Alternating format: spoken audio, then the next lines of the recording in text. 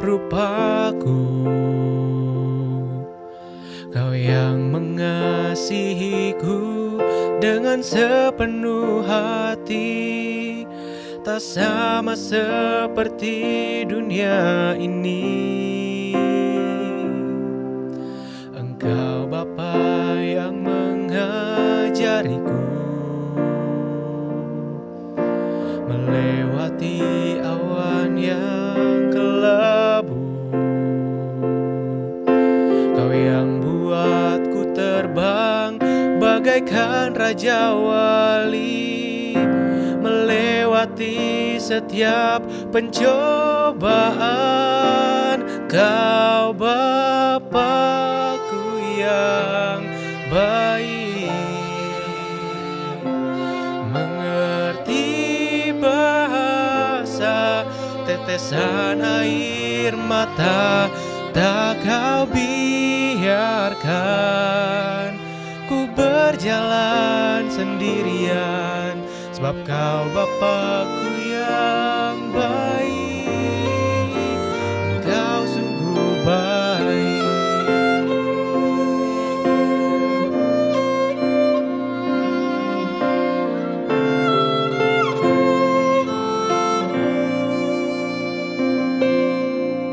Engkau Bapa yang mengajariku melewati awan yang kelabu. Kau yang buatku terbang bagaikan raja wali, melewati setiap pencobaan. Kau Bapa-Ku yang baik, mengerti bahasa tetesan air mata, tak kau biarkan ku berjalan sendirian, sebab kau Bapa-Ku yang baik, engkau Bapa-Ku yang baik, mengerti bahasa tetesan air mata, tak kau biarkan ku berjalan sendirian, sebab kau Bapa-Ku yang baik, engkau sungguh baik.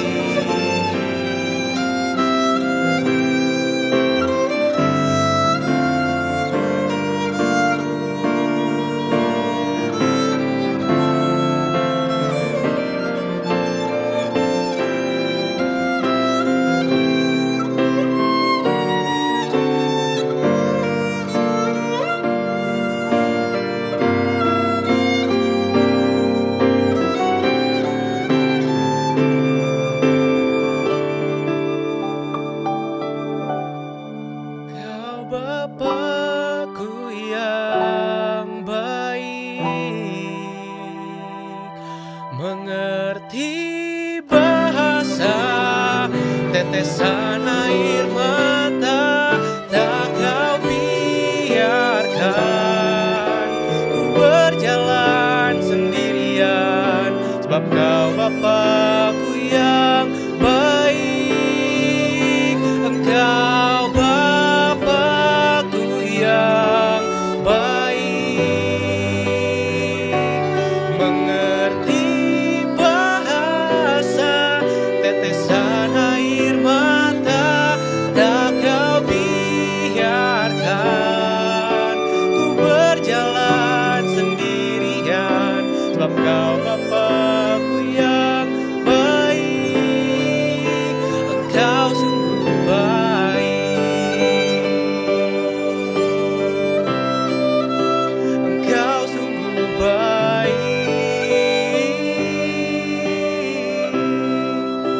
engkau sungguh baik.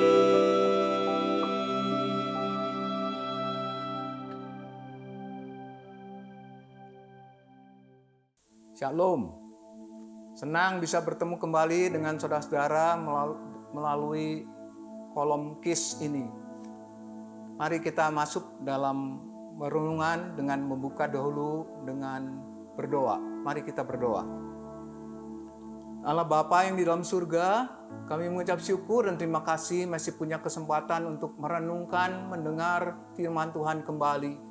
Mohon Tuhan sendiri yang berbicara kepada kami melalui hamba Tuhan. Jadikan hamba Tuhan sebagai alat belaka ya Tuhan. Dan permuliakanlah nama-Mu. Berpesanlah kepada kami semua. Sehingga kami boleh diberkati oleh Tuhan. Sehingga kami boleh menjadi anak-anak Tuhan. Boleh menjadi yang berkenan kepada Tuhan. Terima kasih Tuhan. Tuhan juga mengurapi hamba-Mu. Dan memakai juga yang melakukan syuting supaya menjadi alat dalam tangan Tuhan untuk membesarkan dan memuliakan nama Tuhan. Dalam nama Tuhan Yesus kami berdoa. Amin. Saudara-saudara, pada kali ini saya ingin membawakan satu tema renungan yang berjudul Berubah dari manusia lama menjadi manusia baru. Mari kita membukanya dengan membacanya dari kutipan dari Efesus pasal 4 ayat 22 sampai dengan 23. Ya. Efesus 4 ayat 22. Yaitu bahwa kamu berhubungan dengan kehidupan kamu yang dahulu harus menanggalkan manusia lama yang menemui kebinasaannya oleh nafsu yang menyesatkan. Ayat 23, supaya kamu dibaharui di dalam roh dan pikiranmu dan mengenakan manusia baru yang telah diciptakan menurut kehendak Allah di dalam kebenaran dan kekudusan yang sesungguhnya. Ya, di Efesus 4 ayat 22 ini dikatakan kita diharapkan dari 22 sampai 25 kita bisa mengambil intinya adalah mengajak, mendorong supaya kita berubah dari manusia lama menjadi manusia baru. Sebenarnya bagaimana sih manusia lama itu dan bagaimana manusia baru itu? Dari manusia lama diharapkan bisa berubah menjadi manusia baru. Ya. Di dalam Efesus ini juga dituliskan bahwa berubah dari manusia lama, yaitu orang yang tidak mengenal Allah, menyerahkan dirinya kepada hawa nafsu, dan mengerjakan segala macam kecemaran dengan serakah, orang yang berbuat dusta, pemarah, pencuri, orang yang mengatakan kata-kata kotor, pelaku pertikaian, pemfitnah, pembuat segala kejahatan, pendendam. Itu ditulis dalam Efesus 4 ayat 17, 19, 25, 28, 29, dan 31. Itu manusia lama itu yang begitu disebutkan dalam Efesus ini. Adalah manusia yang tidak mengenal Allah, menyerahkan dirinya kepada hawa nafsu, melakukan segala kecemaran, dusta, pemarah, pencuri, mengatakan kata-kata kotor, pelaku pertikaian, pemfitnah, pembuat segala kejahatan, pendendam. Di dalam Kolose juga disebutkan pelaku percabulan. Ya.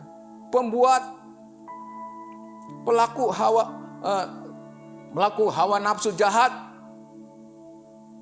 pembuat kenajisan, orang serakah, pemarah, pemfitnah, pembuat kejahatan, pembuat kata-kata kotor, pendusta, katanya di dalam Kolose 3 ayat 5 dan 8 dan 9. Itu manusia lama, ya. Disebutkan adalah begitu. Diharapkan manusia lama ini bisa berubah dan dirubah dan berubah menjadi manusia baru. Manusia baru itu yang bagaimana? Itu manusia yang ramah, penuh kasih mesra. Ya. pengampun, kata Efesus 4 ayat 31. Dan berbelas kasihan, murah hati, rendah hati, lemah lembut, sabar, kata Kolose 3 ayat 12. Pengampun, bukan pendendam. Ya. Jadi berubah dari manusia lama yang seringkali berbuat kejahatan menjadi manusia yang berbuat kebaikan. Rupanya perubahan manusia lama menjadi manusia baru itu dikatakan tadi yang menuruti nafsu manusia lama. Tapi sekarang berubah, orang yang menuruti nafsu, menuruti daging, diharapkan berubah menjadi manusia yang menuruti roh, kata Galatia ya, dan Roma 8 ya. Di dalam Galatia 5 ayat 19 dikatakan manusia yang menuruti hawa nafsu daging adalah begini katanya. Perbuatan daging telah nyata, yaitu orang yang menuruti daging adalah berbuat ini katanya. Percabulan, kecemaran, hawa nafsu, penyembahan berhala, sihir, perseteruan, ya, iri hati, amarah, kepentingan sendiri, percideraan, roh pemecah, kedengkian, kemabukan, pesta pora. Terhadap semuanya itu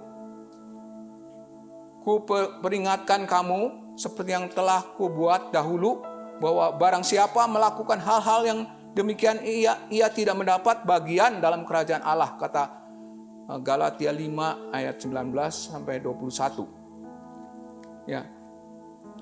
Ya, manusia yang menurut daging berbuat keinginan daging dan nafsu ini diharapkan bisa berubah menjadi manusia yang menurut roh.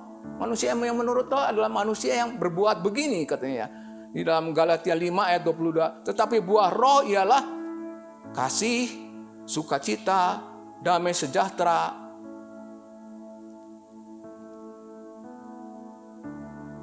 ya, kemurahan, kebaikan, kelemah lembutan, penguasaan diri. Tidak ada hukum yang menentang hal-hal itu.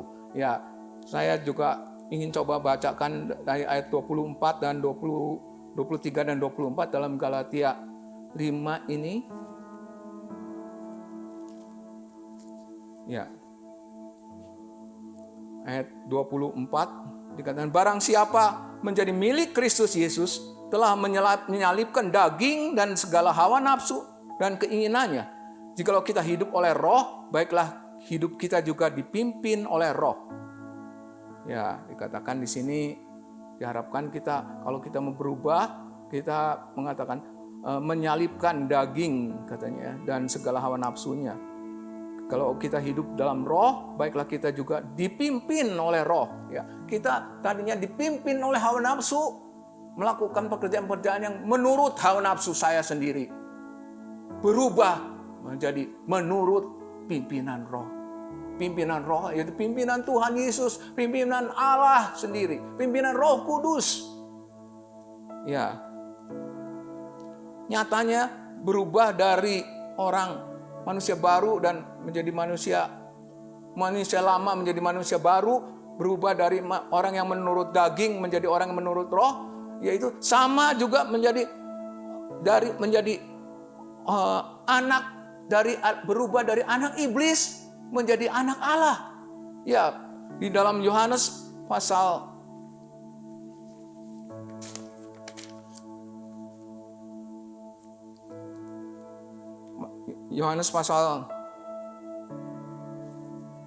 8 ayat 37 sampai 47, di situ diceritakan tentang Tuhan Yesus yang berbicara dengan orang Yahudi, ya, atau orang Farisi. Yohanes 4:8 saya bacakan untuk saudara. Yohanes 8 ayat ya, Tuhan Yesus berdiskusi dengan orang Yahudi ya, pada saat itu, ya, dan mereka mengatakan bahwa mengaku bahwa mereka ada anak Abraham. Dan mari saya bacakan untuk saudara dari Yohanes 8 ayat 37 ya, sampai dengan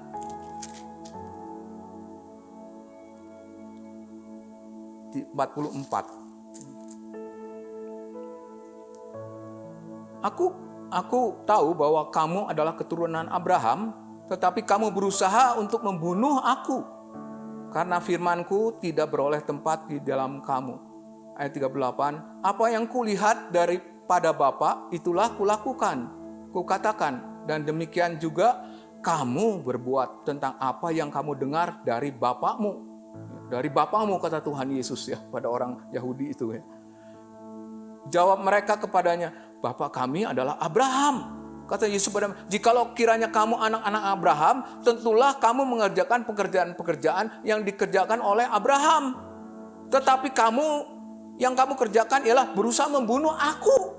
Kata Tuhan Yesus, aku seorang yang mengatakan kebenaran kepadamu, yaitu kebenaran yang kudengar dari Allah. Pekerjaan demikian tidak dikerjakan oleh Abraham. Kamu mengerjakan pekerjaan-pekerjaan bapakmu sendiri. Wow, siapa dong kalau bukan Abraham bapaknya gitu ya. Jawab mereka, kami tidak dilahirkan dari zina. Bapa kami satu, yaitu Allah. Mereka orang Yahudi ini beralih dari bapaknya Abraham jadi bapak Allah katanya ya. Kata Yesus kepada mereka, jikalau Allah adalah bapa kamu akan mengasihi aku. Sebab aku keluar datang dari Allah. Dan aku datang bukan atas kehendakku sendiri, melainkan dialah yang mengutus aku. Apakah sebabnya kamu tidak mengerti bahasaku? Sebab kamu tidak menangkap firmanku. Iblislah yang menjadi bapakmu, dan kamu ingin melakukan keinginan-keinginan bapakmu. Ia adalah pembunuh manusia sejak semula dan tidak hidup dalam kebenaran. Sebab di dalam dia tidak ada kebenaran. Apabila ia berkata dusta, ia berkata atas kehendaknya sendiri. Sebab ia adalah pendusta dan bapa segala dusta. Wah, ini luar biasa ya. Cerita ini luar biasa. Orang Yahudi itu menganggap dirinya adalah anak Abraham mula-mula. Lalu Tuhan Yesus membantahnya dan mengatakan, kalau kamu anak Abraham, kamu akan berbuat sesuai dengan kehendak Abraham. Tapi kamu tidak melakukan kehendak Abraham. Terus mereka beralih, kami adalah anak Allah. Wah, katanya Tuhan Yesus, kamu bukan anak Allah, sebab kamu melakukan kehendak bapakmu. Lalu Tuhan Yesus menganggap bapakmu adalah iblis, ya, sebab dia adalah pembunuh manusia. Ya, mereka itu orang Yahudi sedang mencari jalan hendak membunuh Tuhan Yesus. So, Tuhan Yesus mengungkapkan hal ini, kamu ini bapakmu iblis, sebab kamu ingin menjalankan kehendak bapakmu sendiri, yaitu iblis. Dia adalah pembunuh manusia dari mulanya. Ya, kita tahu iblis yang menyebabkan manusia mati di Taman Eden, dihukum ya mati sebab membujuk manusia menjadi makan buah yang dilarang oleh Tuhan. Iblis itu juga kata Tuhan, ialah bapa pendusta. Kalau dia berdusta ialah melakukan atas kehendaknya sendiri, sebab dia pendusta dan bapa segala dusta. Jadi Tuhan Yesus mengatakan pada orang Yahudi itu, bapak orang Yahudi itu dapat dilihat dari kelakuannya orang Yahudi itu. Kehendaknya, kelakuannya yaitu ingin membunuh Tuhan Yesus, berdusta. Ya. Wah, ini Tuhan Yesus coba mengungkapkan.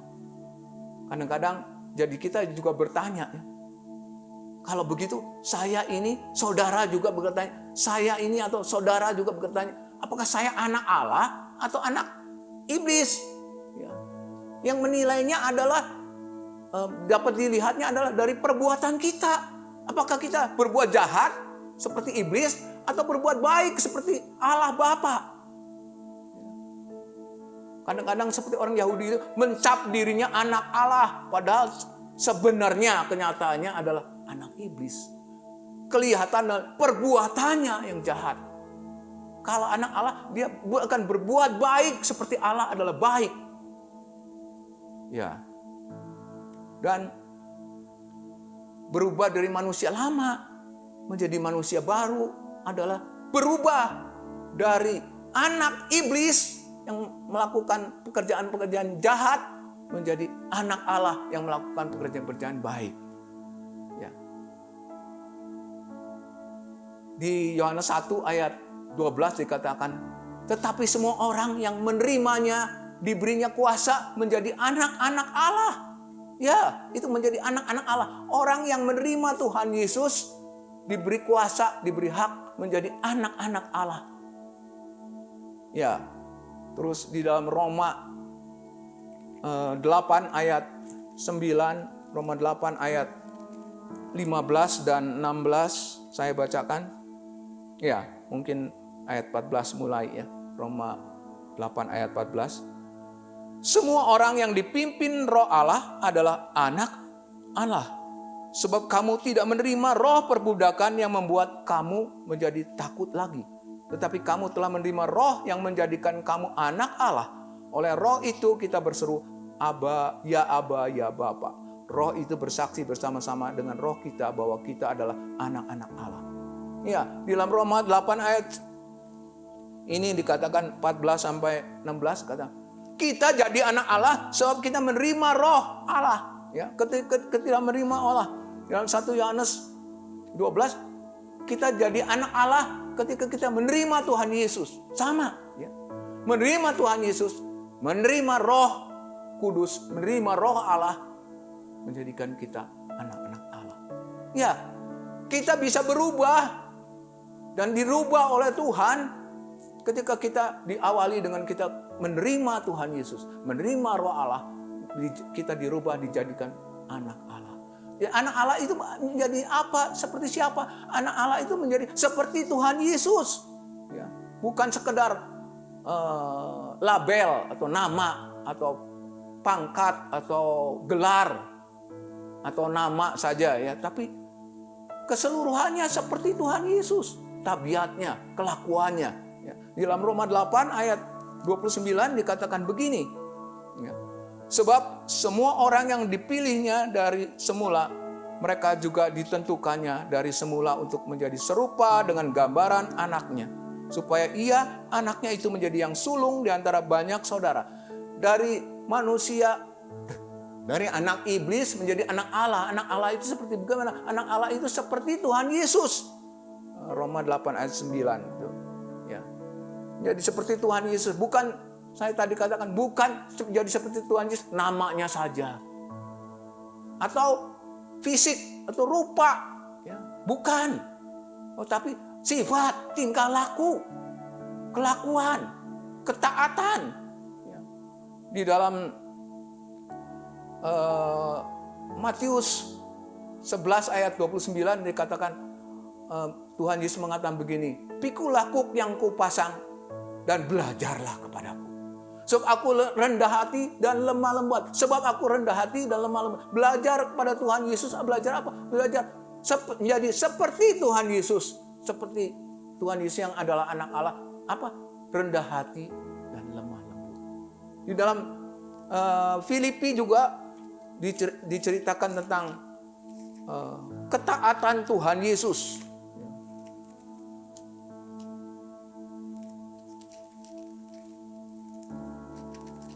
Kita ingin jadi seperti Tuhan Yesus kan? Ya. Tuhan Yesus memberi contoh, ya. menjadi contoh. Ya, saya bacakan di dalam Filipi 2. Hendaklah kamu, ayat 5, hendaklah kamu dalam hidupmu bersama menaruh pikiran dan perasaan yang terdapat juga dalam Kristus Yesus. Yang walaupun dalam rupa Allah, tidak menganggap kesetaraan dengan Allah itu sebagai milik yang harus dipertahankan. Melainkan mengosongkan dirinya dan mengambil rupa seorang hamba dan menjadi sama dengan manusia.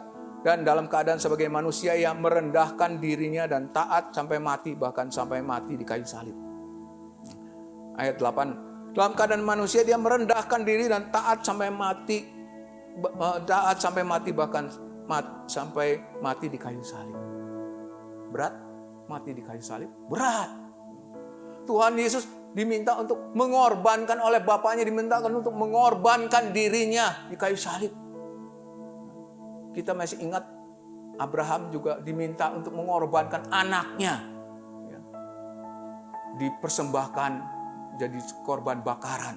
Dan dalam cerita Abraham mempersembahkan, dia bawa anaknya, lalu diikat, lalu ditaruh di meja persembahan, lalu dia mau menikam, lalu ada malaikat Allah yang mengatakan, jangan apa-apakan anak. Nah, jadi persembahan Abraham diminta mempersembahkan, tapi tidak jadi, ya, tidak jadi. Cuman itu hanya Tuhan hanya menguji. Tidak jadi. Lalu yang dipersembahkan adalah domba yang tersangkut di semak-semak, di situ dipersembahkan. Abraham diminta untuk mempersembahkan anaknya, tapi tidak jadi. Berat bukan tidak itu pergumulan Abraham? Berat. Anak yang satu-satunya, anak yang tunggal, harus tunggu sampai dari umur 100 baru dapat, sekarang disuruh persembahkan kepada Tuhan. Tapi dia melakukan. Abraham cinta Tuhan. Tapi lebih berat lagi Tuhan Yesus. Dia bukan diminta untuk mengorbankan apa yang dia miliki. Seperti Abraham memiliki anaknya yang dikasihinya satu-satunya. Ya. Tapi dia diminta untuk mengorbankan dirinya sendiri, nyawanya sendiri. Dalam penderitaan mati di atas kayu salib Golgota. Dan Tuhan Yesus taat. Dia merendahkan dirinya taat. Nah ini juga, kalau kita menjadi seperti Tuhan Yesus adalah juga kita rendah hati seperti Tuhan Yesus, juga taat kepada Bapa, perintah Bapa. Taat abis katanya. Orang sekarang kalau sungguh-sungguh itu abis, taat abis. Walaupun pergumulannya berat. Kita bisa melihat pergumulannya di Taman Getsemani, dia berdoa, dia mengatakan pada Bapa, kalau boleh lalukan cawan ini. Dia berdoa demikian sampai 3 kali sampai keringatnya menetes ke bumi, kata Injil Lukas, seperti darah yang menetes. Tapi Tuhan berhasil taat ya, sampai akhir. Ya, kalau kita jadi, Tuhan ingin menjadikan kita dari anak iblis yang melakukan jahat sampai menjadi anak Allah seperti Tuhan Yesus, yaitu yang rendah hati, lemah lembut, dan taat kepada perintah Bapa. Taat habis. Ya, saudara-saudara. Lalu mungkin kita masuk ke dalam mengapa perlu kita berubah dari manusia lama menjadi manusia baru, dari manusia yang mengikut daging menjadi manusia mengikut roh, dari anak iblis menjadi anak Allah. Ya, tentu saja di Efesus 4 ayat di Efesus 4 ayat 22 dikatakan begini, saya coba ajak saudara melihat juga. Efesus 4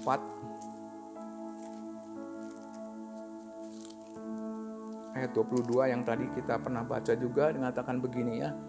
Yaitu bahwa kamu berhubung dengan kehidupan kamu yang dahulu, kamu harus menanggalkan manusia lama yang menemui kebinasaan oleh nafsunya yang menyesatkan, menemui kebinasaan. Ya, manusia lama itu membawa kita kepada kebinasaan, kepada kematian. Ya, di dalam Yohanes 3 ayat 3 pun dikatakan begini. Yohanes 3 ayat 3, saya ajak saudara melihat juga Yohanes 3 ayat 3. Yesus menjawab katanya, aku berkata kepadamu sesungguhnya jika seorang tidak dilahirkan kembali, maksudnya dilahirkan kembali di sini adalah dirubah oleh Tuhan, oleh Roh Tuhan, ia tidak dapat melihat kerajaan Allah. Ayat 5, jawab Yesus, aku berkata kepadamu sesungguhnya jika seorang tidak dilahirkan dari air dan Roh, ia tidak dapat masuk ke dalam kerajaan Allah. Tuhan Yesus mengatakan, tidak ada, kalau kita tidak dirubah, ya, kita tidak bisa masuk ke dalam kerajaan Allah. Tidak bisa masuk ke dalam kerajaan Allah artinya masuk mana? Masuk neraka. Tidak masuk surga ya masuk neraka. Bahkan di dalam Galatia 5 ayat 21b dikatakan juga begini. Ya. Saya bacakan untuk saudara juga.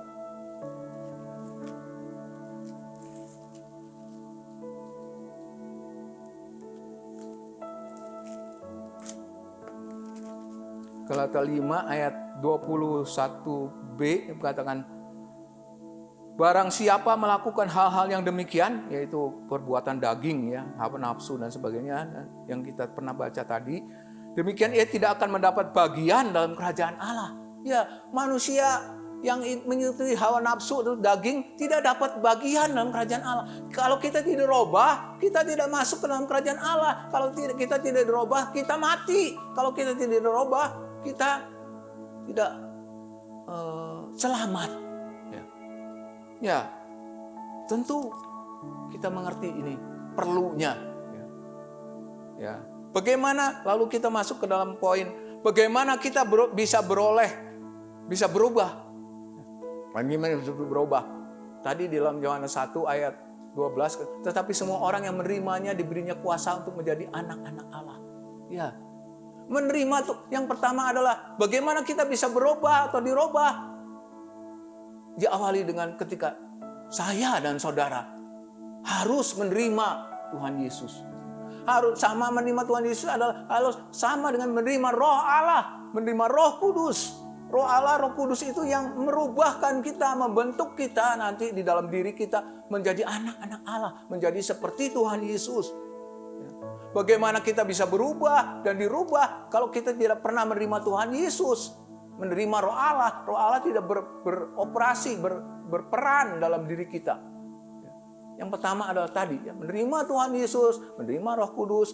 Dan yang kedua adalah izinkan Dia menjadi Tuhan rumah, menjadi pemilik diri kita. Dan izinkan Dia beroperasi, membentuk, merubah diri kita.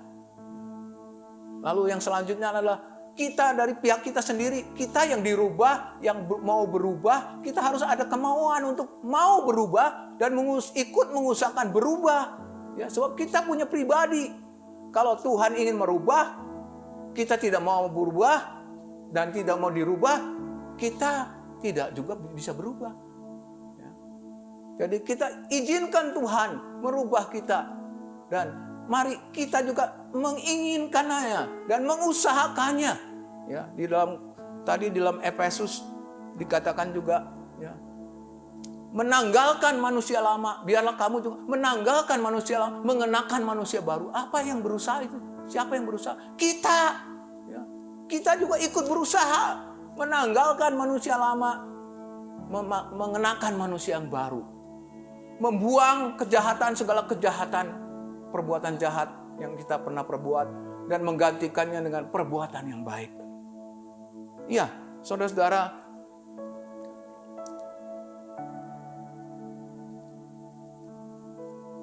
di dalam Yehezkiel, saya ajak saudara juga melihat dalam Yehezkiel, ada diceritakan tentang pertobatan.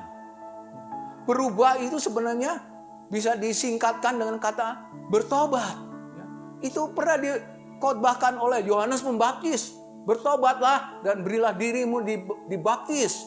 Tuhan Yesus juga mengotbahkan itu. Bertobatlah sebab kerajaan Allah sudah dekat. Petrus juga berkhotbah. Bertobatlah, ya, dan berilah dirimu dibaptis, kamu akan memperoleh Roh Kudus, kata dalam Kisah Rasul 2. Ya, bertobat. Di Yehezkiel 18 ayat 31 sampai 32 saya bacakan untuk saudara. Buanglah daripadamu segala durhaka yang kamu buat terhadap aku, dan perbaharuilah hatimu dan rohmu. Mengapa kamu akan mati, hai kaum Israel? Ini ceritanya Yehezkiel, firman Tuhan berbicara pada Israel. Tapi sebenarnya itu berlaku juga, firman Tuhan ini berlaku juga untuk kita, ya. Sebab aku tidak berkenan kepada kematian seorang yang harus ditanggungnya. Demikian firman Tuhan Allah. Oleh sebab itu bertobatlah supaya kamu hidup. Tuhan sekarang mengatakan di sini, berubahlah, bertobatlah, barui hatimu dan rohmu, bertobatlah, berubahlah, ya, supaya kamu hidup. Kalau kamu tidak bertobat, tidak berubah, kamu mati. Katanya di sini, ya, jelas sekali. Bertobat atau mati. Ya, saudara-saudara, mari kita tanyakan sekarang. Ya, mungkin saya mau coba dulu ada satu ilustrasi, ya. Di katanya di California ada dokter yang survei atau orang yang pembuluh darahnya ke jantung tersumbat.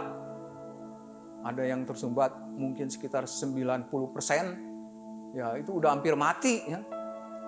Dan dokter mengatakan orang-orang ini harus berubah pola hidupnya. Harus berubah pola hidupnya. Berubah pola hidupnya. Lalu orang ini sekitar mungkin 100 orang dicatat oleh dokter dan diberi keterangan, kamu harus berubah. Kalau kamu tidak berubah, kamu akan makin lebih parah, makin parah dan makin mati. Wah, mereka tahu ya. Mereka mengerti. Lalu ada orang yang mencatat, disertai orang-orang itu disurvei, dicatat. Orang ini yang 100 itu berubah enggak? Nyatanya yang berubahnya 5 orang. Dan kita tahu yang tidak berubah jadi apa? Mati. Mati. Dan 5 orang ini yang masih hidup, so dia berubah pola hidupnya, pola makannya, pola hidupnya hidup teratur dan sebagainya. Olahraga dan sebagainya. Ya. Dan boleh dikatakan ini ilustrasi ini dikatakan dengan judul berubah atau mati. Ya, berubah atau mati. Sama seperti tadi ya. Yesus bertobat atau engkau mati. Aku tidak suka akan orang mati, aku suka orang hidup. Ya, Tuhan mengatakan bertobat atau mati. Ya, saudara-saudara, kita coba merenungkan pada kali ini tentang berubah. Atau boleh dikatakan berubahlah kalau kita hidup. Atau tidak berubah atau mati. Ya. Tidak masuk surga atau masuk neraka. Ya, mari kita mencoba menilai diri kita kembali. Sudahkah saudara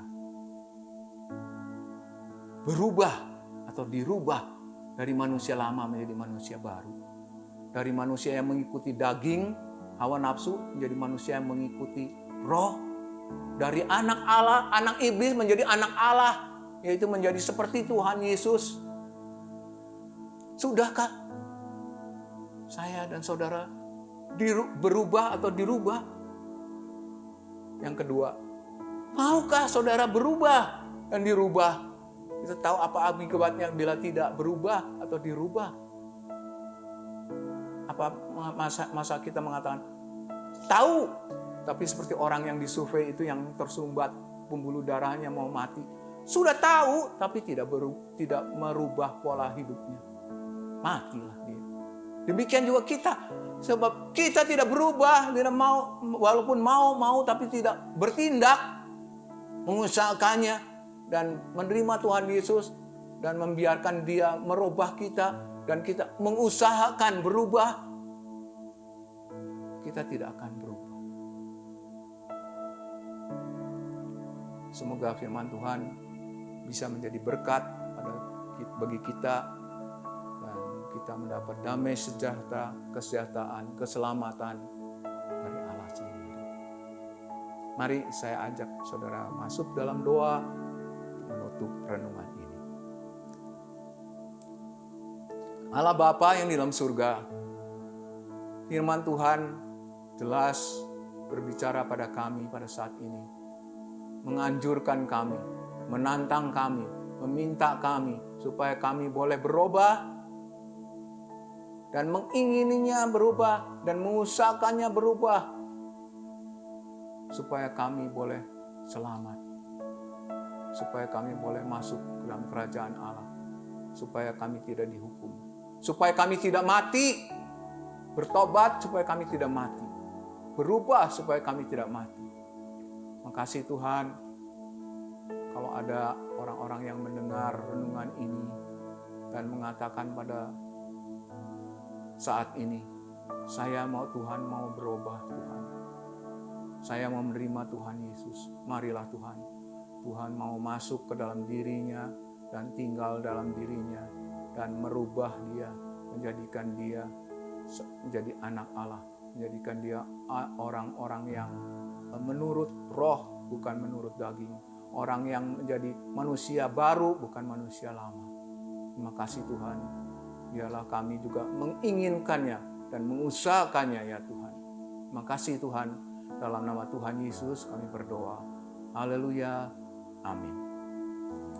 Kau Bapakku yang baik, mengerti bahasa tetesan air